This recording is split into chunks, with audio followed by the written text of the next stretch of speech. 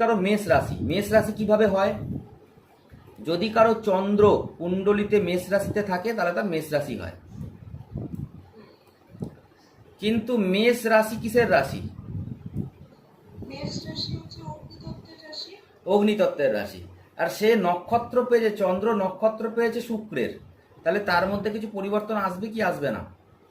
জলতত্ত্ব প্ল্যানেটের নক্ষত্র পেয়েছে ভরণী, চন্দ্র বসে আছে ভরণী নক্ষত্রে, অগ্নিতত্ত্ব রাশি মেষ রাশি, তার ক্যারেক্টারিস্টিকে চেঞ্জেস আসবে কি আসবে না? Yes or no?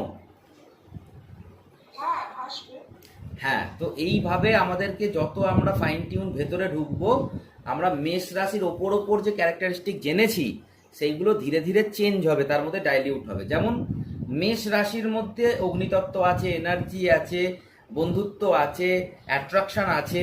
যদি এই মেষ রাশির চন্দ্র অশ্বিনী বা কৃত্তিকা নক্ষত্রে থাকে তাহলে এই জিনিসগুলো বেড়ে যাবে, অগ্নিতত্ত্ব বেড়ে যাবে। এই প্রত্যেকটা নক্ষত্রেরও তত্ত্ব আছে, সেটা আমি পরে বলবো আপনাকে কোন নক্ষত্রের কি তত্ত্ব।